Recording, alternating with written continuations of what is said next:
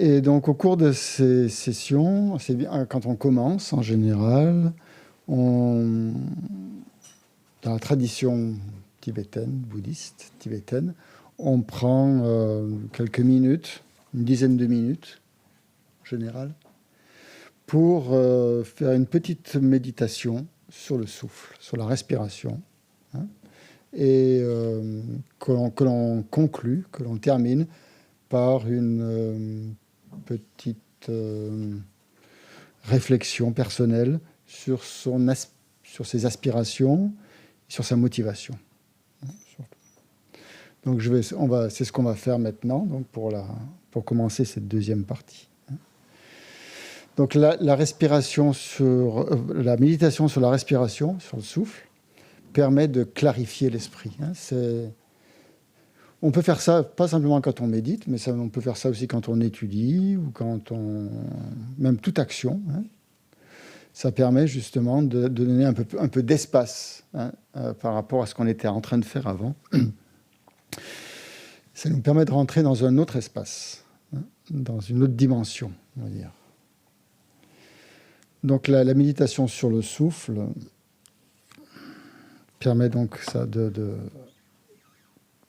clarifier, d'éclaircir l'esprit, de donner un peu plus de clarté aussi, de rentrer dans un espace, de donner un peu de clarté à notre esprit et de le poser.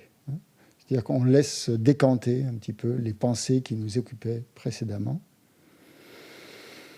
le foisonnement des pensées, et on entre dans un espace, dans une dimension où l'esprit va être plus réceptif.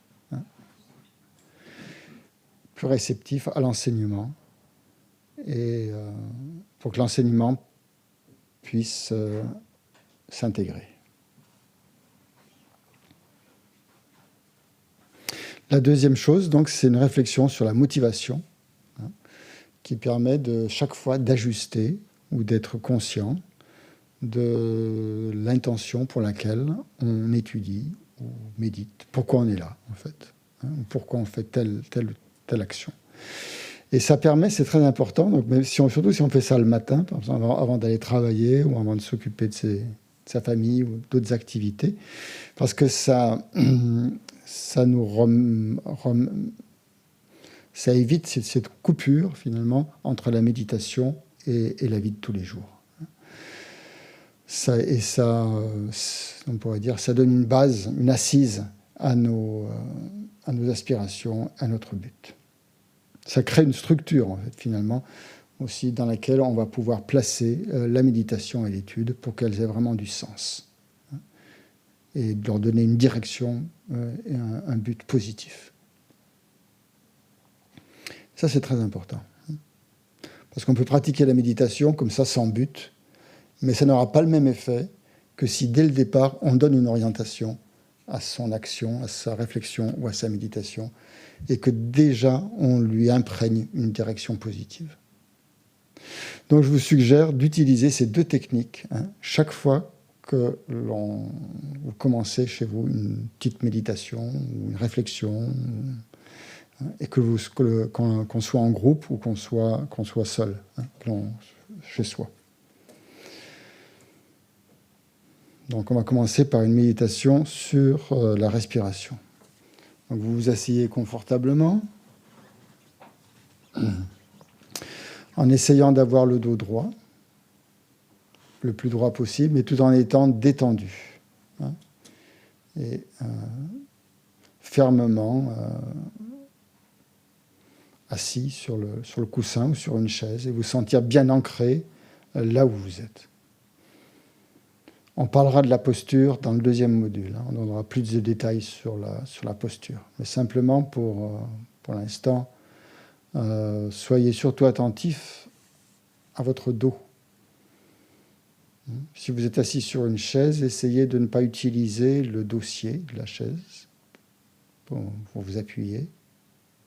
Sauf, bien sûr, si vous avez un problème de dos ou si vous avez une maladie et que vous devez absolument vous appuyer.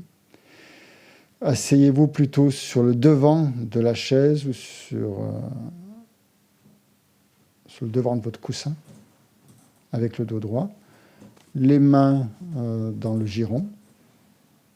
N'utilisez pas les accoudoirs si vous êtes sur un fauteuil. Détendez les épaules.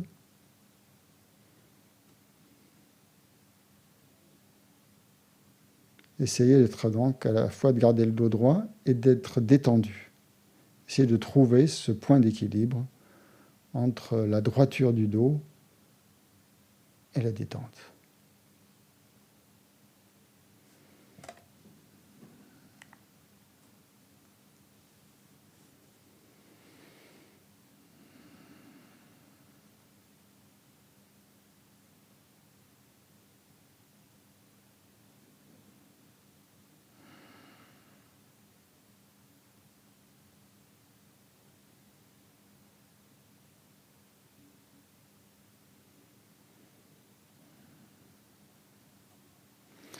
Si vous avez l'habitude de méditer avec les yeux fermés, vous pouvez continuer à le faire, mais c'est mieux si vous prenez déjà l'habitude de méditer avec les yeux légèrement ouverts.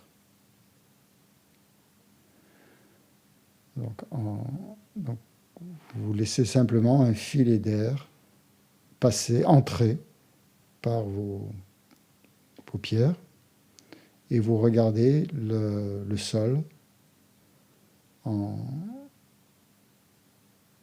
devant vous. Vous laissez simplement un filet de lumière pénétrer.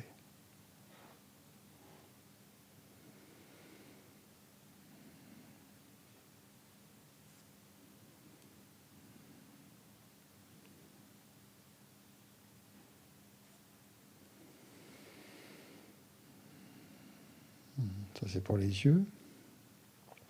Maintenant, votre conscience. Vous essayez de prendre simplement conscience de votre respiration, des cycles de votre respiration. L'inspire et l'expire.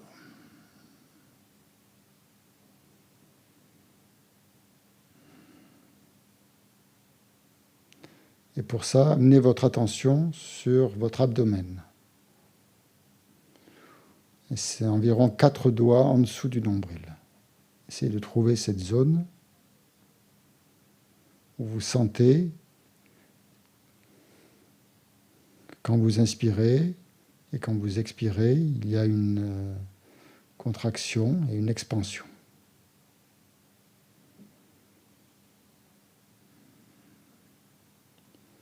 Essayez de placer votre attention uniquement sur ce mouvement.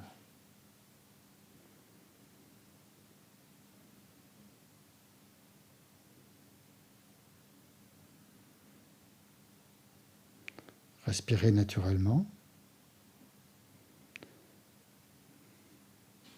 sans manipulation.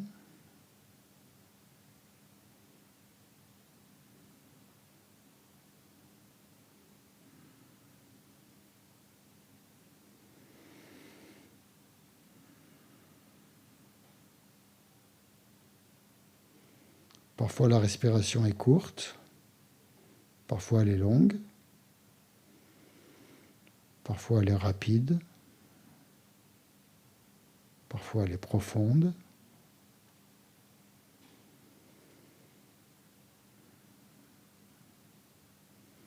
Parfois il y a des palpitations. Quoi que ce soit qui se produise, simplement vous l'observez, quel que soit ce qui se passe. Vous êtes ce qui perçoit.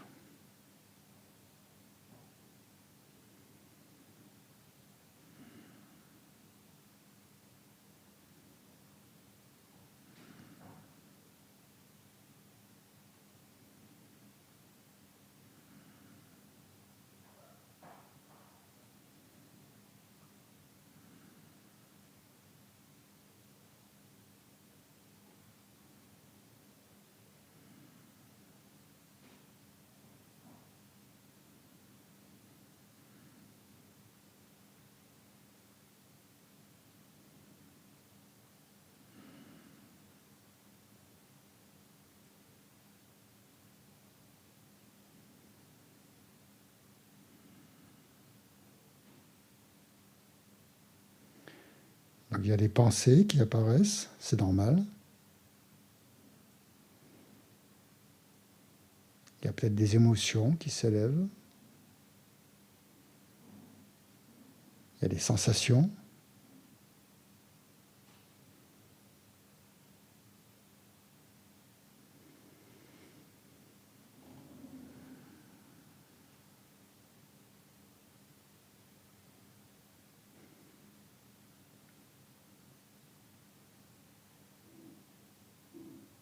Et il y a la respiration.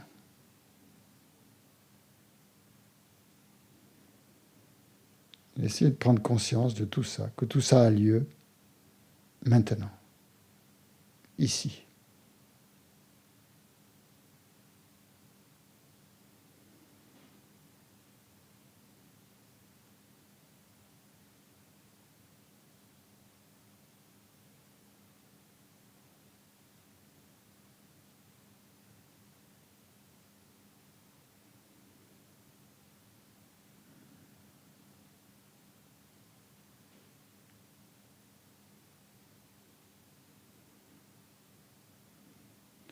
Et s'il y a des pensées qui vous envahissent, vous revenez à la respiration.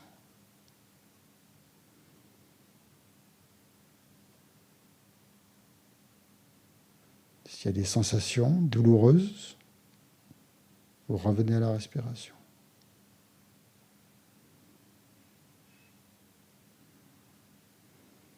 S'il y a des distractions, vous revenez à la respiration. C'est votre contact avec l'ici et maintenant.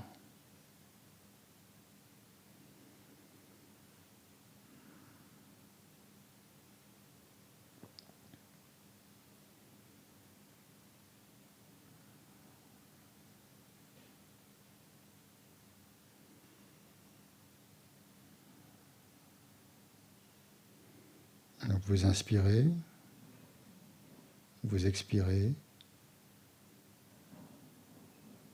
vous inspirez, vous expirez et vous lâchez prise.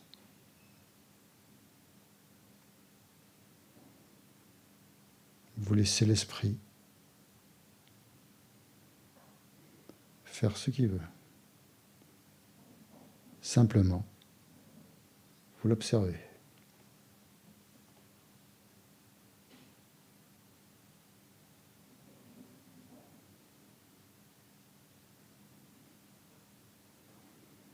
Essayez de rester neutre par rapport à tout ce qui se passe, par rapport à toutes les histoires que vous raconte votre esprit.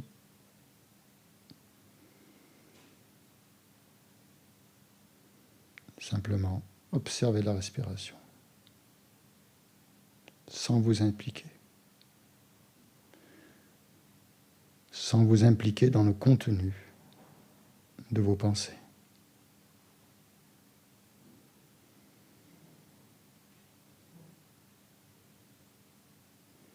Vous êtes neutre, vous êtes détaché,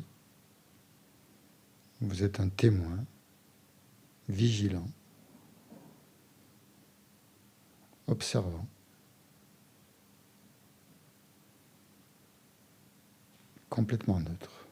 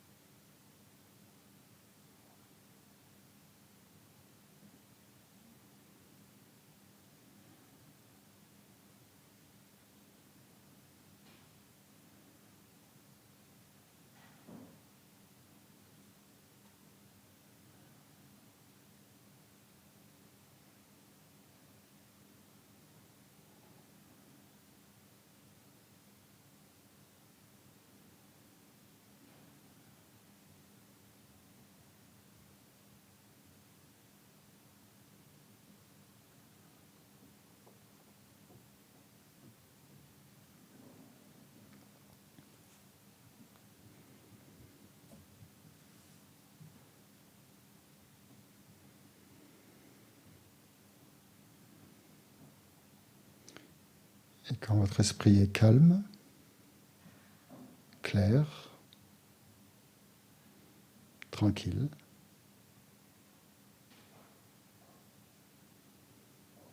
imaginez que vous êtes entouré par toutes les personnes qui font partie de votre vie. Vos amis, vos relations.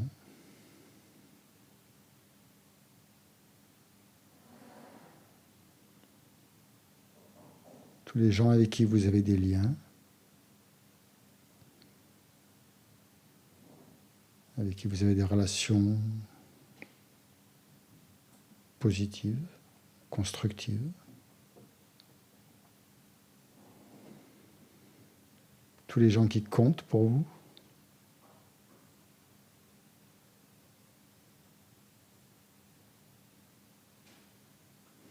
Pensez qu'ils sont là, avec vous.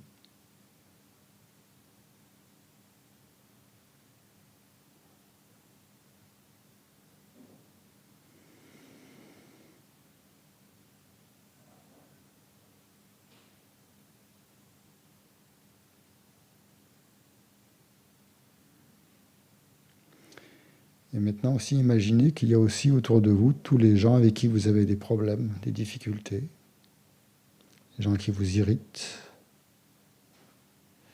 qui vous énervent, qui vous agacent.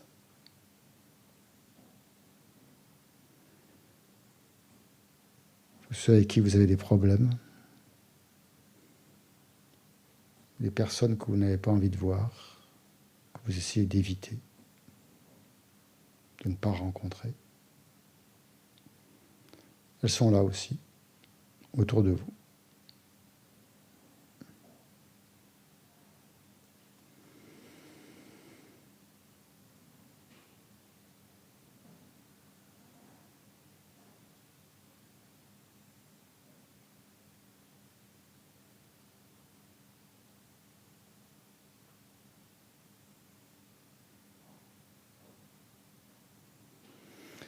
Et imaginez aussi qu'il y a autour de vous plein de gens que vous ne connaissez pas, des étrangers. Ou des gens que vous rencontrez mais à qui vous n'avez jamais parlé.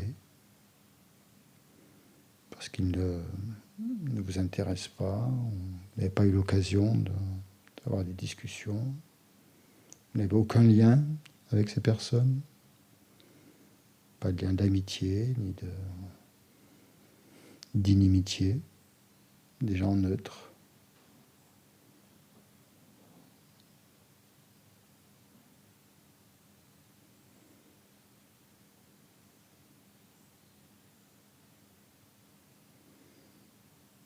Ça peut être des gens que vous croisez tous les jours, quand vous allez au lieu de travail,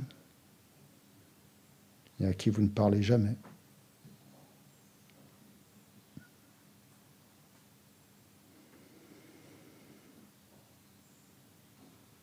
Vous ne connaissez pas leur nom.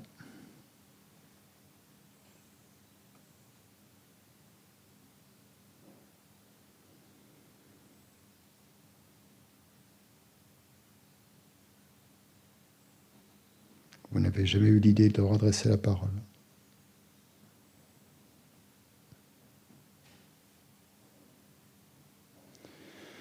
Donc imaginez que toutes ces personnes sont là aussi autour de vous, qu'elles sont venues là, et qu'elles vont suivre ces enseignements, qui vont étudier, qui vont méditer avec vous, réfléchir, vous accompagner.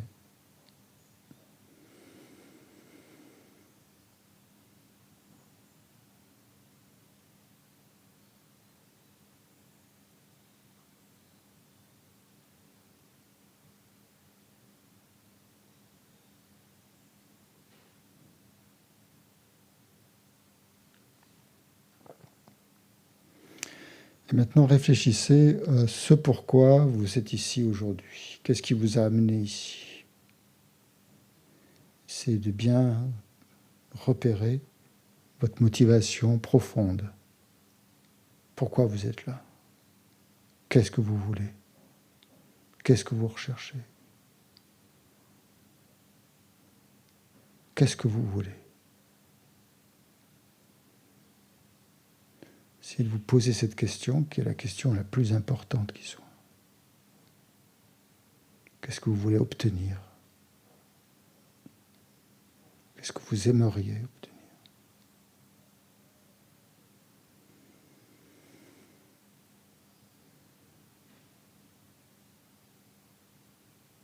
Qu'est-ce que vous aimeriez emporter? Quel est votre but?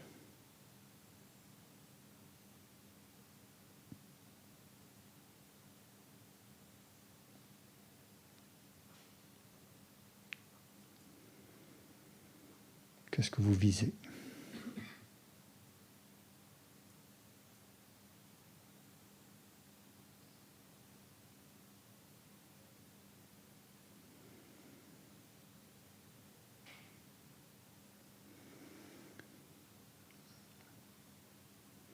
Donc essayez de penser à cette quête. Qu'est-ce qu'elle peut vous apporter, cette quête? En quoi elle peut vous transformer et transformer les relations que vous avez avec les autres?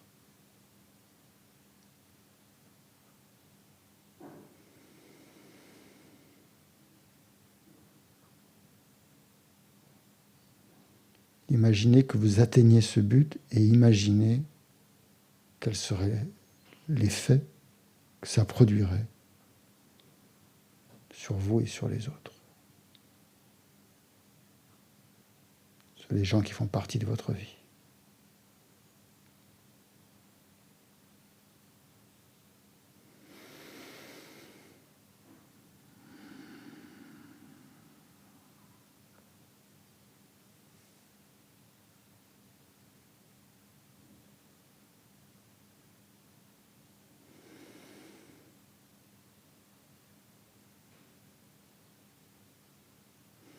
Et essayez de dépasser vos simples intérêts personnels, vos limites personnelles, et d'étendre vos aspirations, d'ouvrir votre esprit et votre cœur aux autres.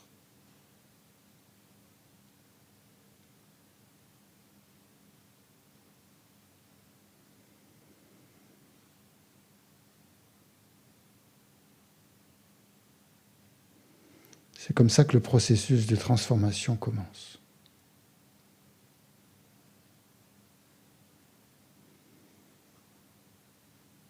Dans cette tradition.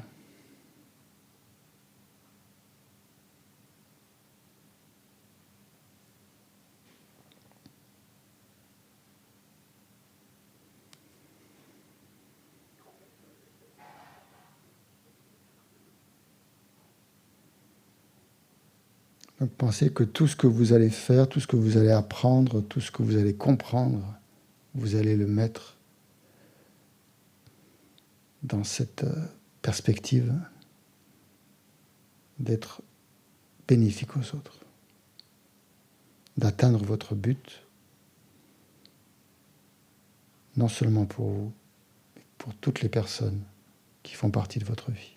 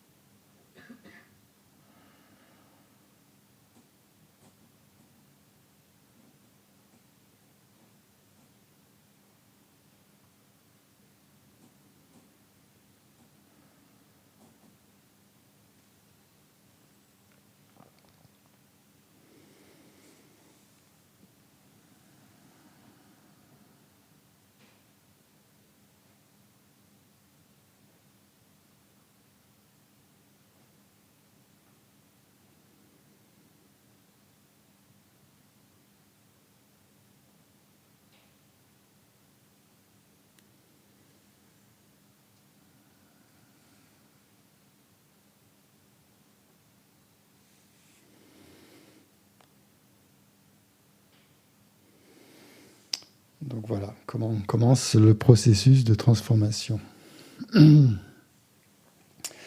Donc je voudrais vraiment insister sur l'importance de ces deux techniques qui sont capitales pour chaque session, avant de commencer chaque session. Ou même discussion, ou réflexion. En fait, c'est comme si on préparait le terrain, quoi. Si on préparait le sol avant de semer quoi que ce soit.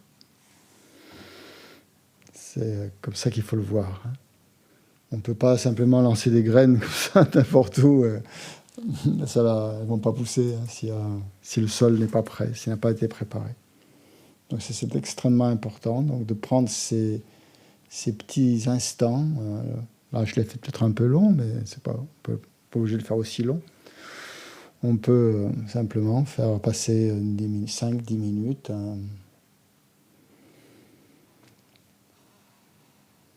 à préparer le terrain, à calmer l'esprit. Et dès que l'esprit se calme, il devient beaucoup plus clair. Et on voit mieux ce qu'on recherche, quoi, ce qu'on veut obtenir. Et c'est très important, ce facteur mental. On en reparlera quand on parlera du karma, notamment, ce qu'on appelle l'intention. On dit même que l'intention, c'est le karma. C'est ce qui préside. Si on regarde bien, le karma, c'est un mot qui veut dire action. Simplement, ça veut simplement dire action en sanskrit. Et avant chaque action, en fait, si on regarde bien, il y a une intention, il y a une motivation.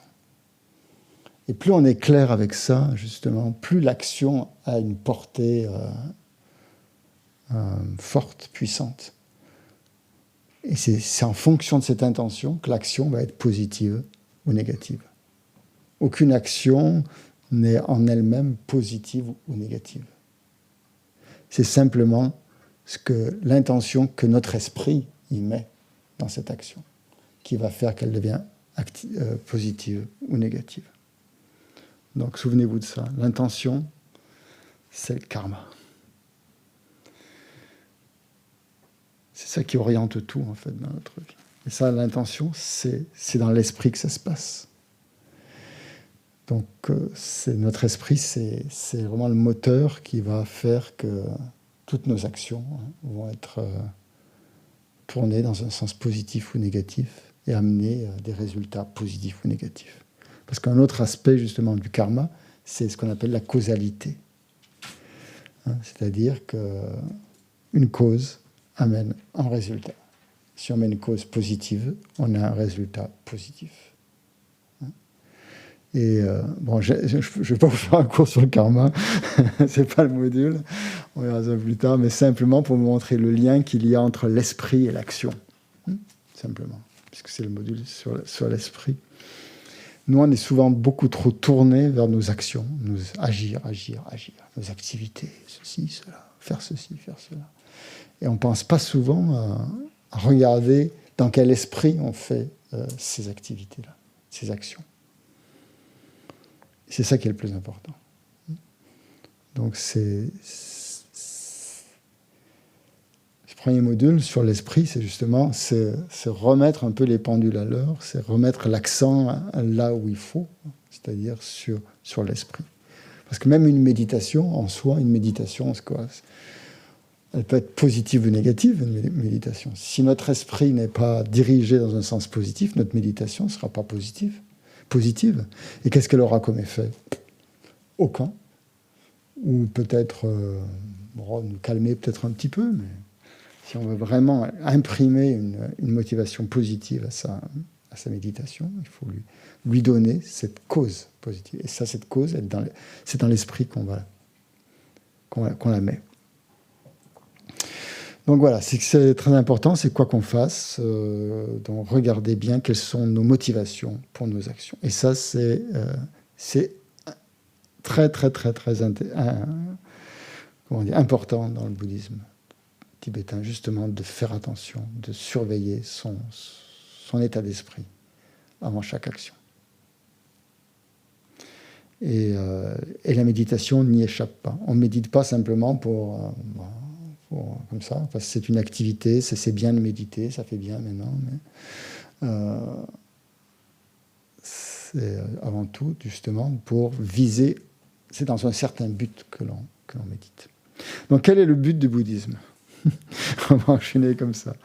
Quel est le but de la pratique bouddhiste? Donc, le but de la pratique bouddhiste, par définition, hein, c'est de devenir Bouddha. Ni plus ni moins. Voilà le but.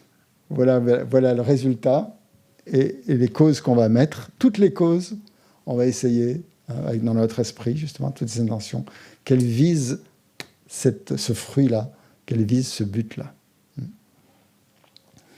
Donc le mot devenir Bouddha, qu'est-ce que ça veut dire Bouddha? Donc si on regarde l'étymologie du mot Bouddha, on va peut-être comprendre exactement ce que ça veut dire. Donc c'est un mot sanskrit, le mot Bouddha, dont la racine du mot est Bouddh, qui signifie s'éveiller, tout simplement, devenir conscient, devenir attentif à ce qui se passe. Donc un Bouddha, c'est quelqu'un qui est pleinement éveillé, c'est-à-dire pleinement conscient de tout ce qui se passe dans son esprit. C'est tout. C'est un terme générique, en fait, le terme Bouddha. C'est simplement un terme, c'est pas quelqu'un, c'est pas un être... là, il y a le Bouddha historique, bien sûr, qui a eu lieu. Mais des Bouddhas, c'est n'importe qui atteint l'éveil, un éveil de la conscience, de son esprit. Donc c'est un terme générique qui désigne une personne qui atteint un plein éveil spirituel. Voilà. C'est ça un Bouddha. Pas une statue. Hein. C'est pas forcément asiatique. Ça peut être n'importe qui. Donc c'est ça qu'on veut devenir. C'est quelqu'un qui est pleinement éveillé à sa conscience, pleinement conscient de ce qu'il pense, de ce qu'il voit, de ce qu'il perçoit et de ce qui se passe dans son esprit. Donc, quand on parle du Bouddha historique, hein, c'est le Bouddha, ce qu'on appelle le Bouddha Shakyamuni, derrière moi, ici présent, sous forme de statue, qui a atteint l'éveil il y a 2600 ans à Bodh Gaya, en Inde, sous l'arbre de la Bodhi, si vous y êtes allé, vous connaissez. Mais c'est un exemple parmi tant d'autres. Hein. Ce n'est pas le seul Bouddha, c'est simplement le Bouddha, la figure qui est représentée sous cette forme-là de statue, et qui sert un peu d'archétype à l'éveil, en fait, qui est une représentation de l'éveil. Il aurait pu y en avoir d'autres, il se trouve que c'est celle-ci qu'on utilise. Voilà. C'est-à-dire un éveil, c'est-à-dire c'est un être qui montre qu'il est possible, qui a montré qu'il était possible, en tout cas, de s'éveiller à sa propre nature.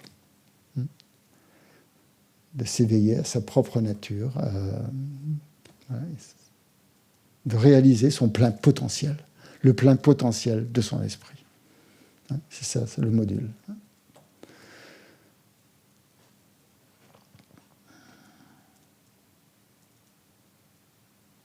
Et donc il a réalisé sa propre nature, même pas simplement sa propre nature, mais la nature aussi de tous les phénomènes qui l'entourent, puisque c'est la même chose, en fait. Donc c'est ce qu'on appelle le réel, ou la réalité, ou la vraie réalité. Enfin, il y a plein de termes, hein. Vous allez voir dans vos lectures. On appelle ça les dimensions absolues. Plein de termes. Donc c'est s'éveiller à sa propre nature, à la nature de tous les phénomènes et de tous les êtres. Donc de lui-même, de l'environnement et de tout ce qui compose cet environnement. Donc c'est ça la vraie réalité, ou le réel, comment vous pouvez l'appeler, comme vous voulez. Donc s'éveiller, c'est ça, c'est s'éveiller à la vraie réalité. Et donc la figure historique, c'est Shakyamuni Bouddha, mais comme je vous dis, c'est pas limité à lui, c'est pas parce que lui il a obtenu que personne d'autre peut l'obtenir, c'est justement le contraire, c'est parce que montrer justement que ce potentiel est dans notre esprit et que tout le monde peut devenir Bouddha. Voilà la bonne nouvelle, c'est qu'on a tous le même esprit, on a tous le même esprit. Et que si on développe ce potentiel de notre esprit, eh bien on va devenir Bouddha. Donc voilà le but de la pratique bouddhiste, de devenir Bouddha, c'est-à-dire d'éveiller le plein potentiel de son esprit. Donc ça, c'est pour le mot Bouddha en sanskrit. Les Tibétains, ils utilisent, puisqu'on est à la tradition tibétaine, moi je fais souvent le rapport, le passage entre le sanskrit et le tibétain. Le tibétain, la pratique tibétaine du bouddhisme vient de l'Inde, hein, bien sûr. Ça a été inspiré de l'Inde. Donc les Tibétains ont fait un travail remarquable. Ils ont tout traduit. Tous les termes sanscrits, ils les ont traduits en tibétain pour le bouddhisme. Ils ont créé même leur langue pour traduire le bouddhisme. Alors c'est vous dire, le tibétain a été construit, étymologiquement, linguistiquement, a été construit pour traduire les enseignements bouddhistes. Donc nous, on a un peu de mal. Notre langue française, il peut y avoir une démarcation entre les termes. C'est pour ça que parfois je vous donne l'étymologie, à la fois sanscrite et à la fois tibétaine, pour que vous voyez bien d'où, ce que ça veut dire les mots, quoi. Retourner à l'origine. Parfois, ça nous aide à comprendre mieux. Ça nous aide à comprendre des choses. Donc les Tibétains, eux, le mot Bouddha, ils n'ont pas fait comme nous. Nous, on utilise le mot Bouddha, on ne sait pas ce que ça veut dire. Les Tibétains ont été plus intelligents. Ils ont pris le mot Bouddha, ils l'ont traduit. Ils ont traduit ce que ça voulait dire. Et en tibétain, Bouddha, ça se dit Sang-Gyé. C'est formé de 2 syllabes. Sang-Gyé. Et qui traduit exactement ce que c'est qu'un Bouddha. C'est-à-dire, Sang veut dire ce qui est éveillé. Sang veut dire purifié. C'est-à-dire, tout ce qui est négatif a été purifié. Et donc, on est éveillé. C'est-à-dire purifié, transformé, comme vous voulez. Et Gyé, la deuxième partie du mot, pardon, je vais me faire disputer. La deuxième partie du mot, c'est Gyé, donc Sang-Gyé, qui veut dire pleinement développé. Donc d'un côté, tout éliminer ce qui était négatif, et de l'autre côté, développer tout ce qui était positif. C'est ça, en fait. Et là, vous avez les 2 aspects de la voie, en fait, bouddhiste. Rien qu'avec le mot Bouddha en tibétain, Sang-Gyé, vous comprenez toute la voie bouddhiste.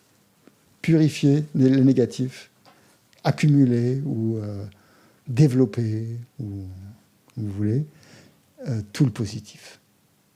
Et la voie bouddhiste ne consiste qu'en ça. Revient exactement à ça. Tout ce qu'on fait quand on pratique, quelles que soient les pratiques que l'on fait, si on les fait avec la bonne motivation, bien sûr, c'est d'éliminer, ça élimine ce qui est négatif dans notre esprit. Et ça laisse la place. Quand on élimine ce qui est négatif, automatiquement, ça laisse de la place à ce qui est positif, qui peut apparaître. Qui peut apparaître. Qui peut se développer. Apparaître et se développer. Donc voilà, on pourrait dire que la pratique revient exactement à ça. S'éveiller, donc, à l'état s'éveiller, hein, quand on parle de s'éveiller, qui est donc dans l'éveil. Hein. Donc on traduit le mot maintenant qui correspond à ça, soit par illumination. Illumination, ça fait peut-être un peu trop lumière, il y a trop de lumière dedans. Moi, je préfère utiliser éveil. Mais élimination est pas mal aussi, parce que ça veut dire qu'il y a comme on voit clairement les choses tout d'un coup. Quand on s'est éveillé, on voit clairement les phénomènes, la nature des phénomènes, ça apparaît clairement. Donc, pourquoi pas cette idée d'illumination, c'est pas mal aussi. Mais éveil, donc, ça veut dire aussi s'éveiller d'un état d'inconscience et de passer d'un état d'inconscience à un état de pleine conscience. C'est-à-dire de passer des ténèbres, on pourrait dire, de l'obscurité à l'éveil, à la clarté. De passer de la confusion à la clarté, limpide. De passer de l'ignorance à la sagesse.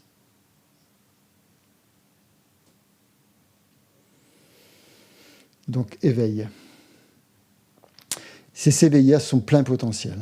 Ce développement, en fait, ça veut dire que l'on a atteint une réalisation complète de cette... Alors, je vais introduire des termes qu'on va utiliser, que vous allez retrouver dans les textes, si vous avez sûrement entendu. Ce qu'on appelle sa sagesse primordiale, en fait, qui est tout le temps là, qui a toujours été là, qui est là en ce moment.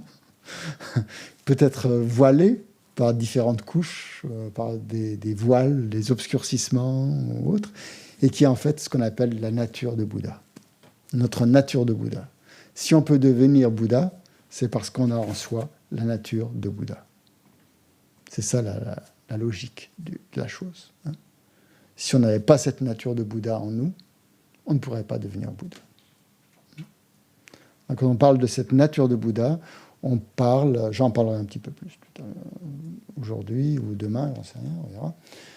C'est cette qualité de sagesse primordiale qui est en nous et qui ne demande qu'à se révéler, qu'à se dévoiler. Donc le Bouddha, c'est ça, c'est quelqu'un qui est complètement ouvert, complètement éveillé, qui est libre de tous les voiles, justement, et qui a laissé pleinement se révéler sa nature de Bouddha. Donc ça peut être n'importe qui. Donc dès qu'on s'éveille à cette nature de Bouddha, à cet éveil spirituel, on va dire, qui est entre guillemets spirituel, c'est simplement notre potentiel, c'est tout. Rien de très mystique au fond. À ce moment-là, toutes nos qualités se révèlent d'elles-mêmes. Et les qualités de l'éveil, c'est l'amour, c'est la compassion, infinie, sans limite, pour tous les êtres, quels qu'ils soient. Donc il y a ce côté de compassion, d'amour, d'empathie, illimité pour tous les êtres, qui fait partie de l'éveil. Un autre aspect de l'éveil, c'est la sagesse profonde, qui voit exactement la nature de tous les phénomènes, tels qu'ils sont, sans filtre, sans représentation mentale, sans déformation mentale, mais d'une manière directe. Pour l'instant, ce n'est pas notre cas. Pour nous, tout ce que nous le percevons à travers le filtre, à travers le voile de nos pensées, de nos concepts, de nos émotions, de nos jugements. Enfin, ouais, tout ce qui empêche de voir la réalité, quoi. Tous les voiles qui sont là. Et un Bouddha n'a plus ça. Il a enlevé les voiles. Donc s'éveiller, c'est ça, c'est enlever les voiles. Donc compassion forcément infinie du cœur, quand il n'y a plus les voiles. Sagesse profonde pour tout ce qui est. Et troisième aspect de cet éveil, des pouvoirs, des capacités, une énergie spirituelle infinie. C'est-à-dire qu'on peut spontanément, sans effort, faire le bien de tous les êtres, sans limitation, spontanément. Et exprimer cet amour, cette sagesse, d'une manière spontanée. Voilà. Donc quelqu'un qui est éveillé, c'est ça. C'est quelqu'un qui a atteint cet éveil, qui a développé ce plein potentiel, qui donne l'ouverture totale et accès, libre cours, on va dire, à ces trois qualités fondamentales, la compassion, la sagesse et les pouvoirs. Ces pouvoirs sont, bien sûr, quand on a atteint l'éveil, quand on a atteint l'éveil, il n'y a plus d'ego. Hein. Il n'y a plus de moi, il n'y a plus de je. Donc tous les pouvoirs sont uniquement destinés au bien des êtres. Au bien des autres, puisqu'il n'y a plus de je. Il n'y a plus de dualité entre soi et autrui. Tout est un, on pourrait dire. Donc voilà le but, hein, on va dire, de la pratique bouddhiste. Hein. Purifier tout ce qui est négatif, laisser se révéler tout ce qui est positif. Hein, et atteindre cet éveil doté des trois qualités: compassion, sagesse et pouvoir.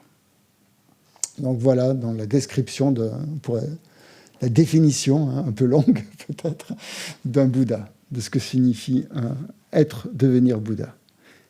Donc vous voyez que c'est pour ça que le premier module, c'est l'esprit. Vous comprenez pourquoi? Parce que c'est ça qui va nous mener à l'éveil. C'est plus l'esprit, c'est à la fois l'outil de travail, et c'est là où tout se passe. Hein. C'est là-dedans que tout se passe. Hein.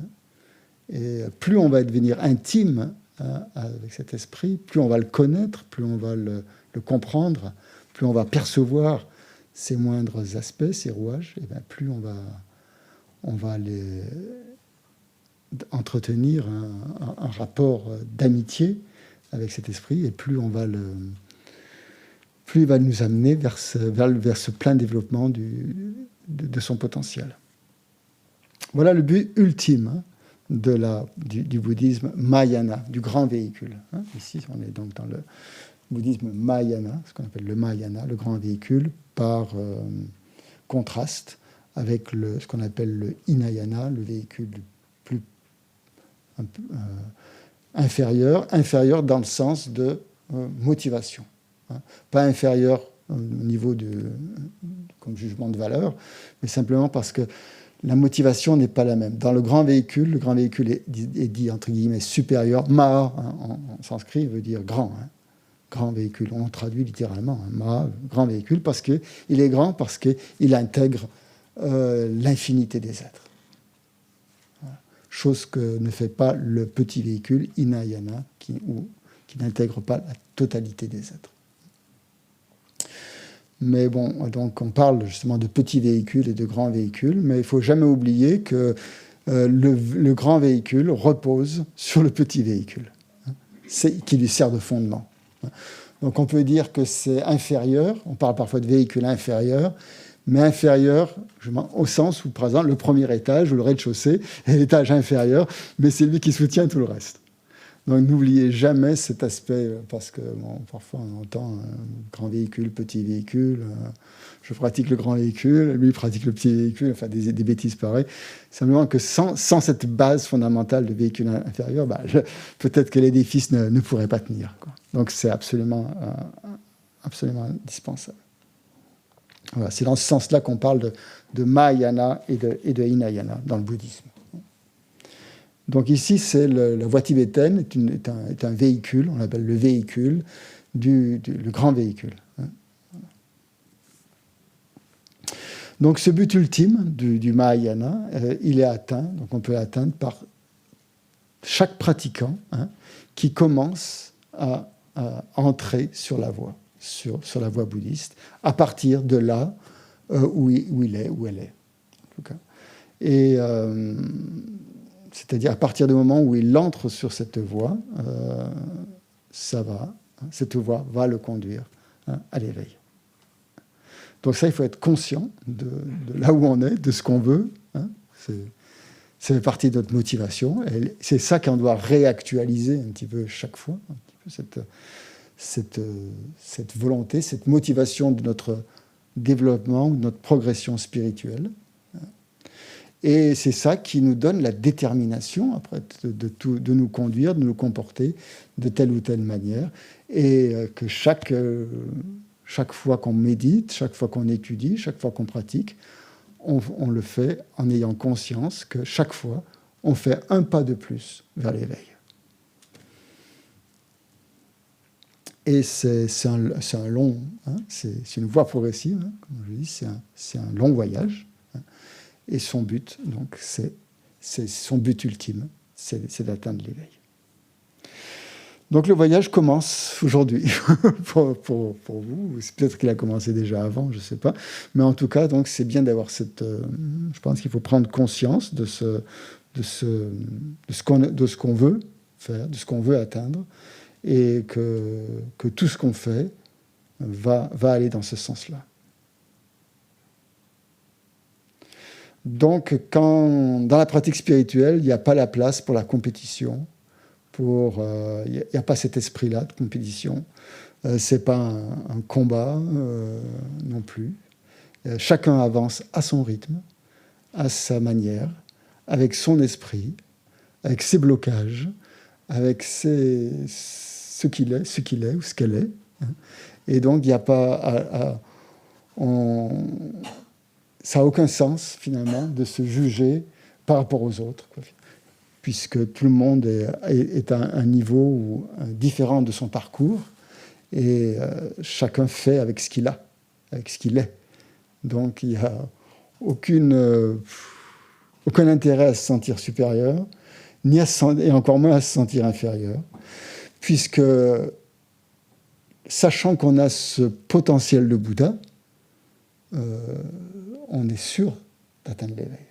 Ça prendra le temps que ça prendra, mais on l'atteindra, forcément. Et chacun atteindra à son rythme. On a tous des blocages différents, on a tous des... on n'avance pas au même rythme. Voilà, c'est tout. Et donc, ça fait partie justement de quand on étudie en groupe, on pratique en groupe, et c'est en groupe qu'on avance aussi. Voilà. Donc ça, je voulais vous le dire parce que c'est quand même important dans ce cursus, dans ce parcours-là qu'on va faire ensemble pendant 2 ans, les liens vont forcément se tisser les uns vers les autres. Et il faut bien donc avoir conscience que le voyage est long, mais qu'il est très agréable. Aussi. Ça a l'air, je parle ce matin, wow, c'est dur. Non, il faut que tout ce parcours soit un parcours dans la joie et dans la gaieté. Et, de toute façon, plus notre esprit révèle sa nature fondamentale, plus la joie apparaît. Donc ne vous inquiétez pas. C'est un voyage vers la joie. C'est pas un voyage vers toujours être très, très sérieux et développer l'étude, le raisonnement, tout ça. Ça a l'air très, très, très, très sérieux et très, très contraignant. Mais il faut surtout n'oubliez pas que c'est la joie aussi qui doit vous motiver dans ce parcours. Et que si jamais vous faites ces études, ces méditations, que ça ne vous apporte pas de joie, que si vous les faites à contre-cœur, c'est que vous vous êtes égaré quelque part. Si ça devient dur, que si le fardeau est lourd, que si c'est pesant, c'est qu'il y a quelque chose qui ne va pas. Soit vous mettez trop la pression, en général c'est ça qui se passe, parce qu'on on se met beaucoup la pression. Et ça, il faut éviter aussi. Il faut éviter de se mettre trop la pression. On ne fait pas une course, on n'est pas dans la compétition, ni avec soi-même, ni avec les autres. Donc, il faut que ça reste très, très, très, très léger, tout ça, malgré tout. Et donc, si vous sentez que ça se tend, que ça devient trop tendu, c'est quelque chose qui ne va pas. C'est que vous mettez trop la pression, ou que vous vous sous-estimez. Vous dites, j'y arriverai pas, je suis nul, c'est pas pour moi. Oh, la voie spirituelle, mais qu'est-ce que c'est que ce truc? Ah non, c'est pas pour moi, je ferais mieux de rester chez moi, faire autre chose. Voilà. Ça, c'est une autre tendance aussi qu'on a, à se sous-estimer, à se dire, mais non, je n'y arriverai pas. Et ça, le meilleur remède dans tous ces cas, c'est de penser justement à sa nature de Bouddha, qu'on a cette nature de Bouddha qui est là avec nous. Et c'est le meilleur antidépresseur qu'on puisse imaginer, puisque c'est cette nature de Bouddha qui fait en fait que c'est pour ça qu'on est là. En fait. C'est parce qu'on cherche le bonheur. Et si on cherche le bonheur, c'est parce qu'on a la nature de Bouddha. Si on n'avait pas la nature de Bouddha, je ne chercherais pas le bonheur. Je ne chercherais pas à développer ce potentiel.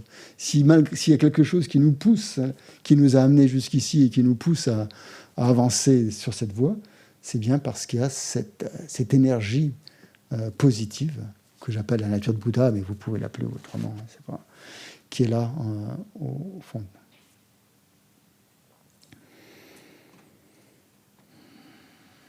Donc, c'est un parcours qui est lent et qu'il faut faire pas à pas. Et voilà, c'est la méthode. Un dernier... qu'est-ce que je voulais vous dire pour remettre encore l'accent sur l'esprit, montrer que l'esprit est complètement au cœur du sujet dans le bouddhisme, c'est que... quand on se dit bouddhiste maintenant parce qu'on prend le mot Bouddha et puis on en a fait l'adjectif et on se dit, voilà, on pratique la voie du Bouddha, on est bouddhiste. Et là encore, les Tibétains ont été très forts parce qu'ils n'ont pas utilisé ce mot bouddhiste. Ils n'ont pas utilisé le mot Bouddha, ils n'ont pas utilisé le mot bouddhiste, et ils ont, pour traduire bouddhiste, ils ont utilisé encore un autre mot qui reflète bien ce que ça veut dire qu'être bouddhiste. Et pour eux, bouddhiste, ils le traduisent par Nangpa. Encore un mot de syllabes. Nangpa, enfin, c'est quelqu'un qui... Nang, ça veut dire intérieur. Hein? Nang, c'est à l'intérieur. Et Pa, c'est celui qui est à l'intérieur. Donc, qui est à l'intérieur, ça peut vouloir dire deux choses. C'est-à-dire qui est à l'intérieur du groupe, du cercle qui fait partie du groupe, quoi. Mais surtout, pour moi, à mon avis, ça veut dire qu'il est à l'intérieur. C'est-à-dire qu'il travaille avec l'intérieur, avec son esprit. Il ne travaille pas avec l'extérieur, avec les choses extérieures. Les choses extérieures, elles sont extérieures à lui, mais ce n'est pas ça qui est important. Ce qui est important, c'est ce qui est à l'intérieur. Toujours. Donc l'accent est mis sur, dès le départ, si on se dit bouddhiste, ça veut dire qu'on va mettre l'accent sur l'esprit, et que c'est ça qu'on va développer, c'est ça qu'on va regarder, c'est ça qu'on va analyser, c'est ça qu'on va étudier. On va étudier son esprit, dans la joie. Donc on va étudier sa nature. Quelle est la nature de l'esprit? Essayez de trouver la nature de l'esprit. Si vous trouvez la nature de l'esprit, là vous êtes éveillé, je vous le dis tout de suite. Si vous la voyez tout le temps, à chaque instant, c'est plus la peine de revenir. Vous pouvez rester à la maison. Non, vous pouvez aider les autres. Et donc, on va étudier la nature de l'esprit, essayer de vraiment percevoir, comprendre ce que c'est que la nature de l'esprit et comment ça fonctionne aussi. Et les deux vont ensemble, la nature et la fonction. Si l'esprit fonctionne de cette manière, c'est parce que à travers cette fonction de l'esprit, on peut percevoir sa nature. Et n'oubliez pas ça. C'est notre seul outil pour vraiment, c'est notre esprit.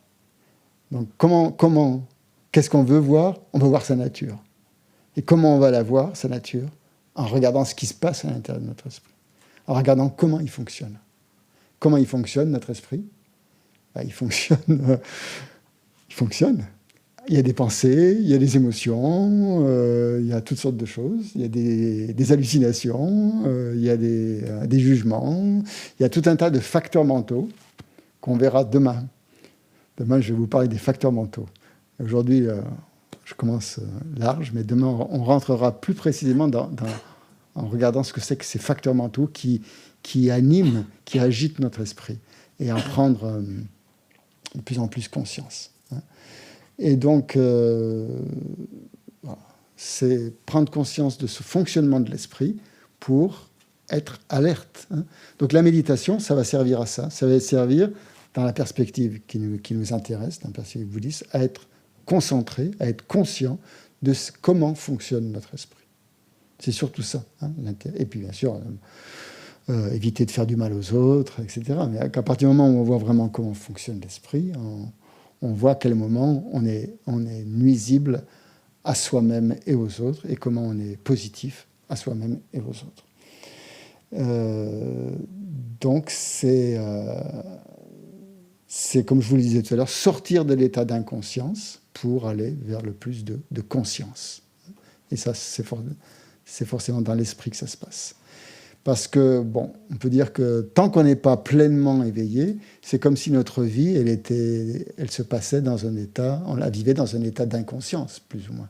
À des degrés plus ou moins divers, suivant les moments, suivant ce qui se passe, suivant les circonstances. Et c'est un peu comme si on était un peu des... somnambules. On est un peu des somnambules qui... Voilà, on agit, on fait ci, on fait ça, on se lève, on se couche, et puis la vie passe, les journées passent dans un état où on n'est pas vraiment conscient de tout ce qui nous est arrivé. On va travailler, on va faire les courses, on amène les enfants à l'école, relation avec celui-là, relation avec celle-là, tout se passe comme ça, toute une journée. Et à quel moment on est vraiment, vraiment conscient de ce qui se passe, de ce qui se passe dans notre esprit, c'est-à-dire de qui on est, de ce qu'on est. On ne prend pas vraiment le temps de se poser la question, en fait. C'est comme si notre vie elle était uniquement dans le faire des choses, dans des occupations, et très peu dans l'être, quoi, en fait, finalement. Et cet être, on le retrouve justement dans ces moments de calme où on arrive à un état de paix intérieure grâce à la méditation, où on laisse l'être se manifester, apparaître. Il y a seulement dans cet état de calme où les pensées se posent, où les voiles deviennent moins opaques, que l'on peut percevoir cette nature de l'esprit. Cette nature de l'esprit, c'est-à-dire qui on est vraiment. Et atteindre justement des niveaux, quand on le verra, plus profonds de l'esprit. Sinon, on passe notre vie dans un état très, très superficiel de l'esprit. Et malheureusement, on n'atteint pas des couches plus profondes. Sans rentrer dans des trucs mystiques compliqués, mais simplement être plus attentif à ce qui nous anime, à ce qui est au fond de nous.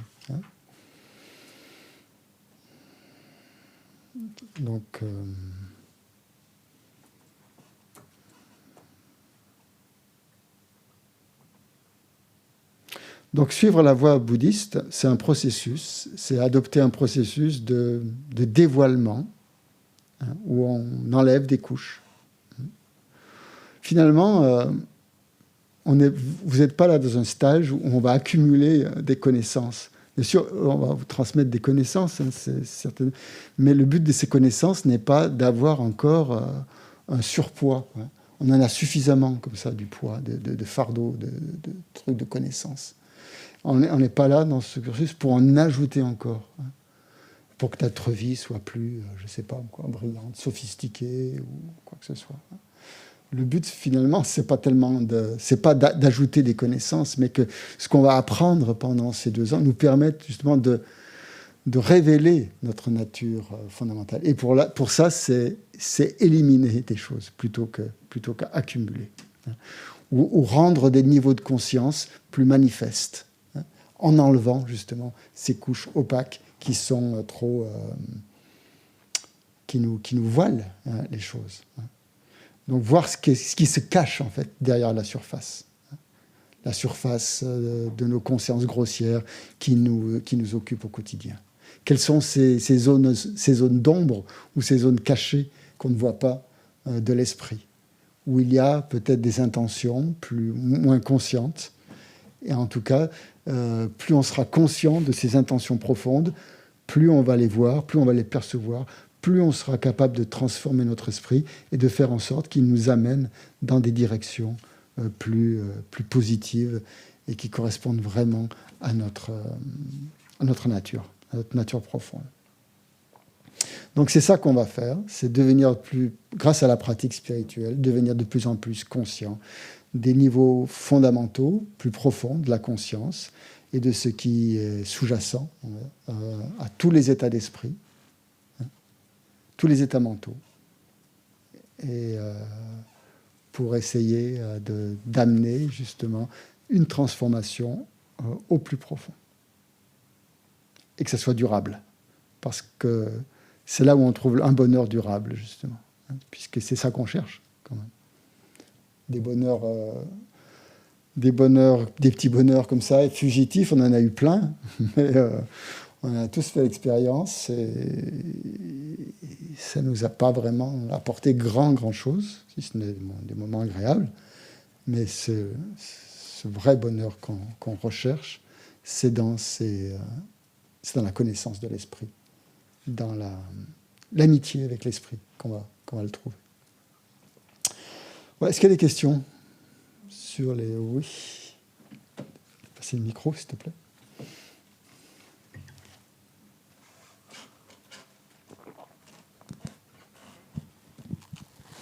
Oui, moi j'ai une question par rapport à tout à l'heure, lorsque vous disiez qu'on n'était pas assez dans l'être, mais plus dans l'action. Mais alors comment être dans l'être si le but final, c'est de supprimer l'idée du moi? C'est supprimer L'idée du moi, cette idée que le moi n'existe pas. Comment on s'en sort avec ça? Être sans être moi. Ouais. Voilà, j'ai du mal à Ben, comprendre. c'est un peu ce à quoi comment dire, la pratique va nous amener, c'est-à-dire à trouver le juste milieu entre l'être et le non-être. Parce qu'être, ça peut être, comme tu dis, uniquement dans l'ego, et non-être, c'est tout nier, même ce qui est impossible, puisqu'on est bien, on existe bien, on est bien là, hein, on est vivant quand même, hein, donc on ne peut pas nier qu'on existe. Donc c'est essayer de trouver, c'est ça la sagesse du bouddhisme, à laquelle le bouddhisme amène justement, cette sagesse qu'on appelle la voie du milieu ou la voie médiane, justement à être ni dans l'être, ni dans le non-être. Hein. Ne pas nier l'être et ne pas affirmer le non-être. Hein. En fait, ce qu'on veut, c'est supprimer le moi égotique. Oui. D'accord. Quand on parle du moi, il faut savoir de quel moi on parle. Hein. Ça, c'est la première chose. Hein. Si tu veux le définir, appeler le moi égotique, oui, c'est ça, c'est celui-là qui n'est pas... Oui, c'est celui-là, quand on parle de le supprimer. Très bien, merci. Plaisir. Oui, c'est tout.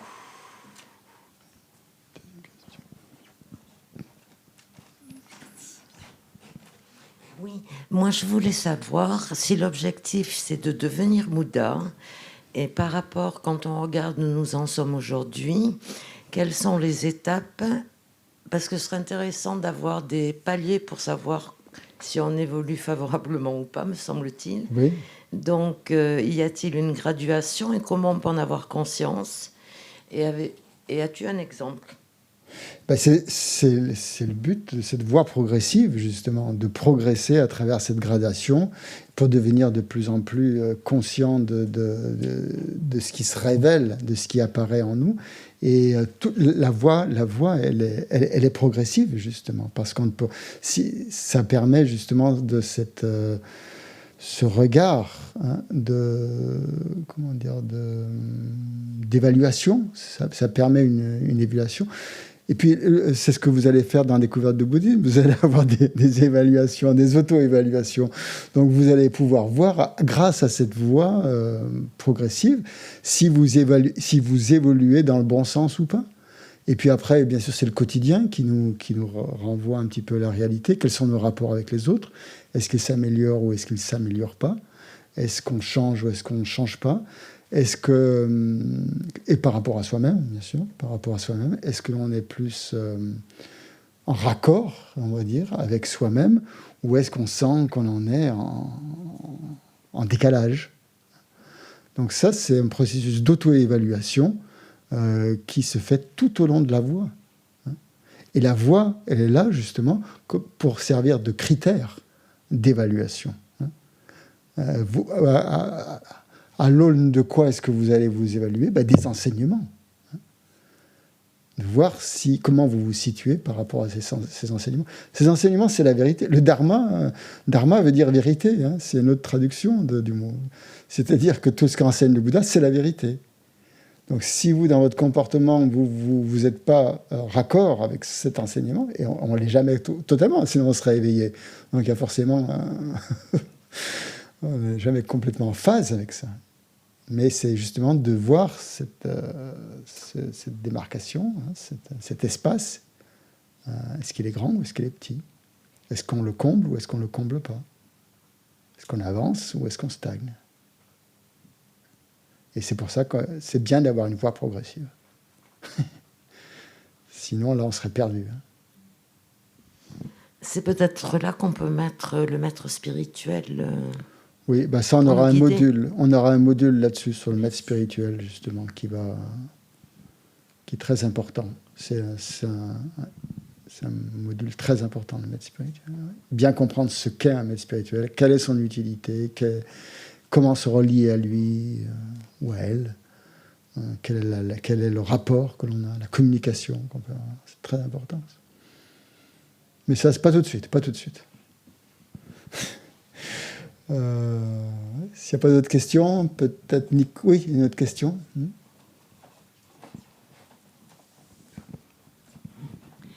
Concernant la méditation qu'on a fait tout à l'heure, Oui. On trouve la position, plier le genou, ne pas bouger le corps. Des fois, il y a la douleur au bout de pied qui s'apparaît. Donc, ça empêche de connecter son être calme et pur. Parce que on sent la douleur. Et qu'est-ce qu'on doit faire dans ce cas-là pour ne pas attacher à cette douleur? Eh bien, si on peut, il y a plusieurs méthodes. C'est revenir sur votre objet de méditation. C'est en l'occurrence le souffle. Hein.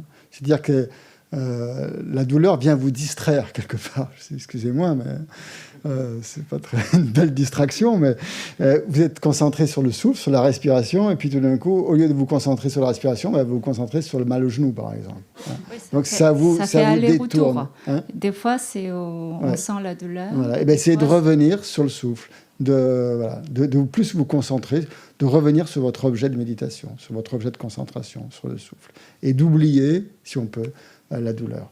Hein. Il y a une autre technique, c'est de se concentrer sur la douleur et de regarder où est la douleur, où elle se situe, à quel endroit précis, de retrouver le point précis de la douleur et d'essayer un peu de voir que sa localisation peut être très floue.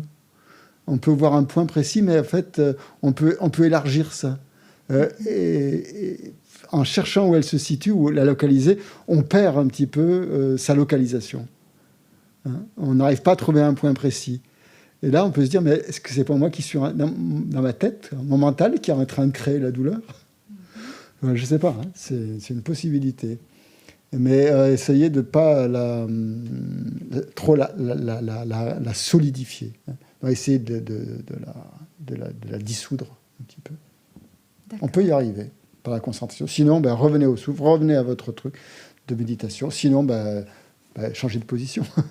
Mais si on fait ça à chaque méditation, au bout d'un moment, ça va disparaître. Ouais. Qu'est-ce qui va disparaître? La douleur qu'on a sentie. Oui, mais il y en aura d'autres. Il y a toujours des sensations qui apparaissent et qui disparaissent. Ne vous inquiétez pas. Il ne faut pas trop s'en occuper de ces sensations et revenir sur l'objet. Hein. D'accord, ok. Voilà. Merci. Voilà. Nicolas, tu voulais peut-être faire un petit discours? Oui, mais c'est fini là. Il est 12h32. Il y a d'autres questions? Non? Ouais. Pas d'autres questions? Bon, bien, notre directeur va vous donner bonjour. Des informations. Bonjour Christian. Bonjour Nicolas. D'abord, bonjour à toi, parce que je ne t'avais pas vu. Ouais. Donc, assieds-toi. Non, ça ne bouge pas. Non, vas-y. Ah non. Tu n'as pas de brûler. Assieds-toi, voilà. Très bien. Donc, bonjour à toi, je ne t'avais pas vu depuis que tu es arrivé. Ouais. Donc, Hier soir. je te remercie d'être là et d'avoir démarré encore une fois ce nouveau programme. Et pour tous les enseignements que tu donnes. Donc, bienvenue à l'Institut et un grand merci. Merci. Et donc, moi, je suis Nicolas, je suis directeur de l'Institut. Je vous souhaite donc la bienvenue à toutes et tous pour ce nouveau cursus de DB. Aussi, des personnes qui sont sur l'écran. T'as pas coupé, Alexis? Non. Donc, bonjour à tous et bienvenue, ou re-bienvenue si vous êtes déjà venus. Il y en a que j'ai déjà vu. Et donc, je vais vous donner quelques informations pratiques par rapport à l'Institut. Premièrement, c'est surtout si c'est la première fois que vous venez, donc si vous les avez déjà entendus, désolé de répéter, mais c'est important. Donc, vous avez constaté qu'on a une forte période de sécheresse cet été. Donc, il est très important de faire attention au feu. Et donc, les personnes qui ont besoin de fumer, il y a un espace fumeur, vous avez vu sur le parking. Si vous n'avez pas vu, c'est sur le fond du parking, près de l'espace avec l'eau. Donc, il y a un coin fumeur là-bas. À savoir qu'il faut être très vigilant. On a eu plusieurs départs de feu cet été. Donc, c'est vraiment très sensible. Donc faites bien attention à tout bien éteindre. Et à l'intérieur du château, il n'y a aucun allumage de bougie ou d'encens qui est autorisé. Hein. Donc c'est un vieux château avec beaucoup de bois. Donc il y a déjà eu un incendie ici, assez spectaculaire, au début de l'histoire de l'Institut. Donc pas de feu à l'intérieur du château, pas de bougie, pas d'encens, s'il vous plaît, si c'est la première fois que vous venez. Pas de ça, il y a un système d'alarme à incendie, on le saura de suite. Donc ça me permet de vous donner le deuxième point. Si vous entendez l'alarme à incendie, ce n'est pas un exercice. Vous sortez, donc il y a plusieurs sorties de secours, il y a plusieurs fléchages, il y a des escaliers de secours et tout ça. Et on se retrouve tous autour du stupa. Donc quand il y a l'alarme à incendie qui déclenche. De toute façon, même si c'est un exercice, vous sortez de toute façon. Et donc voilà. Deuxième point suivant, nous vivons en harmonie, en collaboration, en amitié avec de nombreux rongeurs sur ce site. Donc, on est dans la saison où ils sont très contents de nous retrouver. Donc, aucune nourriture dans les chambres. Vous ne stockez pas, elles les trouveront de suite, quelle que soit votre stratégie. Donc, il ne faut rien amener dans les chambres, pas de nourriture. On a une armoire pour les visiteurs qui voudraient amener à manger ou stocker quelque chose, qui se trouve au niveau de la terrasse. Vous avez fait une postée tout à l'heure, vous avez vu la terrasse, et il y a une armoire rouge, armoire visiteur, vous pouvez mettre la nourriture ici, si vous voulez stocker quelque chose. Mais s'il vous plaît, aucune nourriture à l'intérieur du château. Je viens après sur le frigo. Merci Alexis. Du coup, où j'en suis? Non, ça va. Donc, en ce moment, on est un nombre assez restreint, vous voyez, à l'Institut, à cause des conditions actuelles. Il y a un autre stage en ce moment dans la petite compa, avec moi là-haut. Mais vous êtes un nombre assez limité, puisqu'on gère les flux. Vous êtes au courant, on doit s'inscrire et compagnie, donc on est un nombre assez limité. Il y a juste un autre stage en ce moment. Donc, comme on s'ennuyait un peu, on a aussi décidé de refaire la cuisine. Donc, c'est quelque chose qu'on attendait depuis longtemps. Et puis, on a eu cette opportunité de commencer les travaux, qui ont commencé pendant la période de fermeture et qui débordent un peu maintenant. Donc, on a fait appel à votre compréhension d'amener un pique-nique pour ce week-end. Je pense que le week-end prochain aussi, ça sera nécessaire. Et après, on aura une super installation, 3 étoiles. Donc, si vous avez besoin, je pense que vous avez été prévenu, mais il y a un frigo à disposition des visiteurs dans le hall. Vous voyez, un frigo blanc, il y a marqué pour les visiteurs. Puis ensuite, quand je vous libérerai, vous pourrez manger.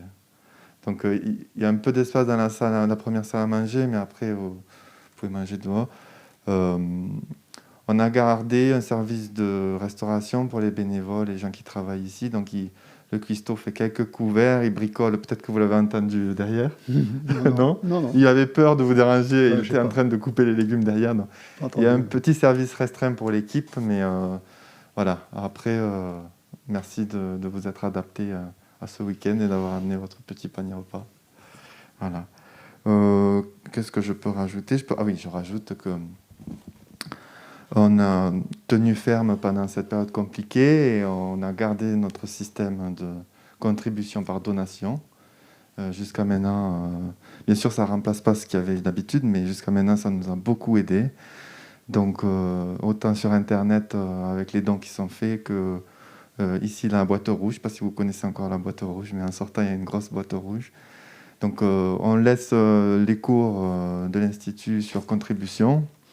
Donc, quelle que soit la contribution que vous apportez, c'est extrêmement important. Et jusqu'à maintenant, ça a toujours soutenu nos activités, même pendant l'été qui a été un peu handicapé. On a reçu beaucoup de soutien. Et donc, je vous remercie de penser à ça et de mettre votre donation dans la boîte à la fin du week-end ou après chaque session, si vous voulez. C'est vous qui voyez. Et qu'est-ce que je peux rajouter? Je pense que c'est tout. Sinon, je reviendrai vous raconter quelque chose pendant le week-end. Je vous souhaite bienvenue à vous, puis ceux qui sont chez eux aussi ou qui suivent en ligne. Bienvenue à tout le monde. Donc bon courage et bon cheminement sur ce parcours découvert du bouddhisme. C'est vraiment un des outils précieux de l'Institut, de la FPMT, qui a reçu les bénédictions de tous nos lamas. Donc bonne route à toutes, à tous, et à bientôt. À tout à l'heure. Merci.